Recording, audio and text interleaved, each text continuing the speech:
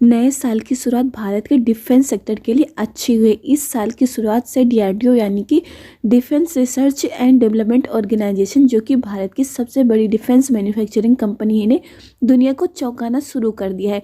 एक खबर के अनुसार जिस कावेरी इंजन को डीआरडीओ ने डेवलप किया है, अब उसकी फ्लाइट टेस्टिंग रसिया में स्टार्ट हो गई है, जिसका ट्रायल लगातार 70 घंटे तक चलने वाला है। रूस के जहाज IL-76, जिसमें कुल 4 इंजन लगे होते हैं, इसमें से एक इंजन को रिप्लेस करके डीआरडीओ द्वारा डेवलप किया गया कावेरी इंजन लगाया गया है।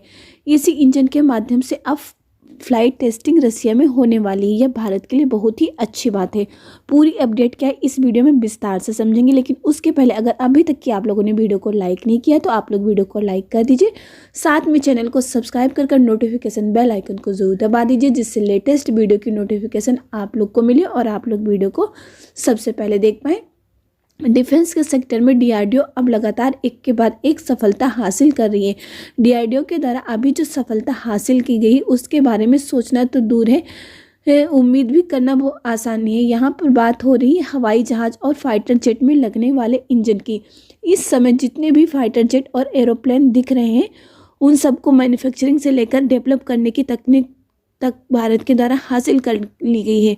और अब भारत 5वीं पीढ़ी के फाइटर जेट को बनाने की तकनीक पर काम कर रहा है, लेकिन अभी तक इसमें सफलता नहीं मिल पाई है। इसकी सबसे बड़ी समस्या थी इसमें लगने वाला इंजन की, क्योंकि अभी तक इनमें लगने वाले इंजन को भारत की डीआरडीओ के द्वारा नहीं बनाया जा सका है। इसी का फ़ायदा उठाने की कोशिश दुनिया के वो देश कर रहे थे जिनसे भारत यह इंजन खरीदने की सोच रहा था। भारत की मजबूरी का फ़ायदा उठाने की कोशिश कई देशों के द्वारा की गई। इसका सबसे बड़ा उदाहरण भारत का एमका प्रोजेक्ट है। इसके तहत 4.5 जनरेशन वाले नए वेरिएंट के लड़ाकू विमान बनाए जा रहे हैं। उनमें लगने वाले F404 इंजन का ऑर्डर अमेरिका की कंपनी जनरल इलेक्ट्रिक को दिया गया, लेकिन अभी तक यह इंजन नहीं बन पाए हैं। 2 साल की देरी हो रही है। जनरल इलेक्ट्रिक की तरफ से अभी तक एक भी इंजन भारत को नहीं दिया गया, बल्कि उनकी तरफ से $1 बिलियन की और मांग की जा रही है। जनरल इलेक्ट्रिक का यह कहना है कि अगर भारत उन्हें $1 बिलियन अतिरिक्त शुल्क के रूप में नहीं देता है तो वह भारत को इंजन तो देंगे, लेकिन उनकी टेक्नोलॉजी भारत को ट्रांसफ़र नहीं करेंगे। इससे यह बात साफ होती है कि इंजन की टेक्नोलॉजी न होने के कारण कैसे विदेशी कंपनियां भारत की मजबूरी का फ़ायदा उठा रही हैं। भारत के साथ ऐसा खेल खेलने की कोशिश की जा रही है। आपको इस बात पर यकीन नहीं होगा कि 1989 में भारत की डीआरडीओ बाकी की कुछ कंपनियों की मदद लेकर भी हवाई जहाज और फाइटर जेट के लिए कावेरी इंजन बना रही है, लेकिन अभी तक इसमें सफलता नहीं मिल पाई थी, क्योंकि जिस हिसाब से इस इंजन को एनर्जी प्रोड्यूस करना था उतनी एनर्जी यह इंजन प्रोड्यूस नहीं कर पा रहा था। भारत के डीआरडीओ के द्वारा कई सालों से कोशिश की जा रही थी और कई बार इसमें असफलता भी मिली।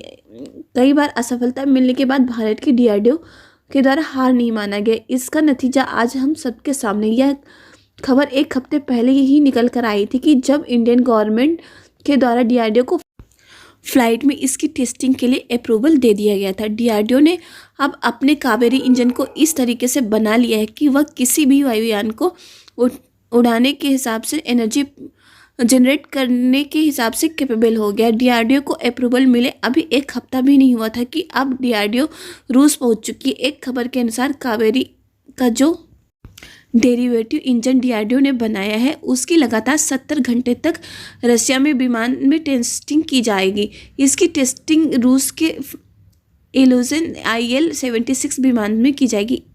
इस एयरक्राफ्ट के टोटल 4 इंजन लगे हुए, जिनमें से बाईं तरफ के बड़े वाले इंजन को रिप्लेस करके यहाँ पर एक नया इंजन लगाया गया है। यह नया इंजन भारत का कावेरी इंजन है। भारत के कावेरी इंजन की टेस्टिंग इसी IL-76 विमान में होने वाली। इसकी टेस्टिंग पूरे 1 महीने तक चलने वाली है। यह भारत के लिए बहुत बड़ी खुशखबरी वाली बात है। चीन अपनी सेना पर पिछले 10 सालों में हर साल लगातार $200 बिलियन खर्च कर रहा है। एक अनुमान के अनुसार चीन ने पिछले 10 सालों में अपनी सेना पर 2 ट्रिलियन खर्च कर दिए हैं, लेकिन इसके बावजूद चीन आज तक कोई ऐसा इंजन नहीं बना पाया जिसका इस्तेमाल वह खुद के विमान और फाइटर जेट में कर सके। चीन रूस के इंजनों से काम चलाता है और रूस की टेक्नोलॉजी चुराकर खुद इंजन बनाकर तैयार कर लेता है। चीन के द्वारा जो दूसरे देशों से टेक्नोलॉजी को चोरी करके इस्तेमाल करने की कोशिश की जाती है वह सफल नहीं रहती। चोरी की हुई टेक्नोलॉजी से बने हुए इंजन को अगर एरोप्लेन में लगा कर चलाया जाता है तो वह धुआं फेंकने लगते हैं। इन्हीं इंजनों के कारण ही चीन का महंगा से महंगा फाइटर जेट खराब हो जाता है। चीन के द्वारा हाल ही में 5th और 6th जनरेशन के लड़ाकू विमानों को दुनिया को दिखाया गया तो दुनिया यकीन नहीं कर रही थी। दुनिया को इन विमानों की ताकत का पता था, इसलिए वह इन पर यकीन नहीं कर रही थी, क्योंकि दुनिया को पता है कि चीन के पास इंजन बनाने की तकनीक है ही नहीं और चीन ने अभी तक दुनिया को यह बताया ही नहीं कि उनके फाइटर जेट में कौन से इंजन लगे हैं। चीन को पता है कि अगर वह अपने इंजनों की जानकारी बताता है तो उनकी सच्चाई सबके सामने आ जाएगी। इससे सभी लोगों को समझ आ जाएगा कि चीन के लड़ाकू विमान केवल नाम के ही हैं, उनमें टेक्नोलॉजी को चुराकर बनाए गए इंजन को लगाया गया है जो कि धुआं फेंकने वाले हैं। भारत के पास अब जल्दी ही कावेरी इंजन आने वाला है। रूस में जो इस समय कावेरी इंजन की टेस्टिंग हो रही है वह पहली टेस्टिंग नहीं है, बल्कि 140 घंटे की लगातार इसकी टेस्टिंग पहले भी हो चुकी। इसके अलावा इस इंजन की टेस्टिंग 70 घंटे की भारत के बेंगलुरु में भी की जा चुकी। इसके अलावा 75 घंटे की अलग से भी टेस्टिंग इसकी हो चुकी है। इस समय जो रूस में कावेरी इंजन की टेस्टिंग हो रही है वह इसकी टेस्टिंग का दूसरा फेज है। इसमें खास बात यह है कि इस इंजन की टेस्टिंग जो कि 70 घंटे की वह 40,000 फीट की ऊंचाई पर की जाएगी। यह टेस्टिंग लगातार 1 महीने तक होने वाली है। कावेरी इंजन के इस्तेमाल से जैसे ऊंचाई बढ़ाई जाएगी इसका परफॉर्मेंस देखा जाएगा कि बाकी के जो 3 इंजन हैं उनकी तुलना में यह परफॉर्मेंस कैसे दे रहा है। ऊंचाई बढ़ने पर अधिक तापमान पर भी अच्छी परफॉर्मेंस अगर यह इंजन देता है तो इसको सफल मान लिया जाएगा। अगर यह इंजन सफल हो जाता है तो यह भारत के लिए काफ़ी बड़ी बात हो जाएगी, क्योंकि आप सभी लोग को पता है कि अभी तक की जो है भारत के पास अपना खुद का कोई इंजन नहीं है जिसका वो अपने फाइटर जेट में इस्तेमाल कर सके। और अगर यह कावेरी इंजन जो है इस सफल हो जाता है तो भारत जो है अपने फाइटर जेट में इनका इस्तेमाल कर सकेगा।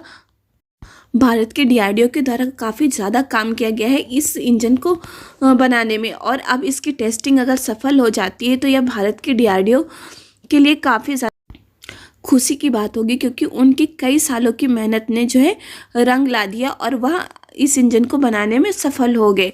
और यह भारत के लिए भी बहुत बड़ी बात हो जाएगी, क्योंकि अभी तक आप लोग को पता है कि भारत को जो है दूसरे देशों से इंजन की जो है सप्लाई करनी पड़ती है और दूसरे देश किस तरह से भारत को जो है उससे का फ़ायदा उठाने की कोशिश करते हैं।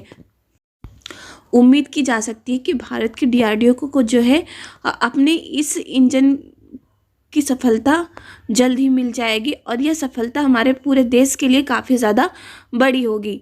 आपकी इस पर क्या राय है? अपनी राय कमेंट करके ज़रूर बताएं। आप लोग को वीडियो पसंद आए तो वीडियो को लाइक कर दीजिए, साथ में चैनल को सब्सक्राइब कर नोटिफिकेशन बेल आइकन को ज़रूर दबा दीजिए, जिससे लेटेस्ट वीडियो की नोटिफिकेशन आप लोग को मिले और आप लोग वीडियो को सबसे पहले देख पाएँ। इस वीडियो में बस इतना ही। जय हिंद, जय भारत।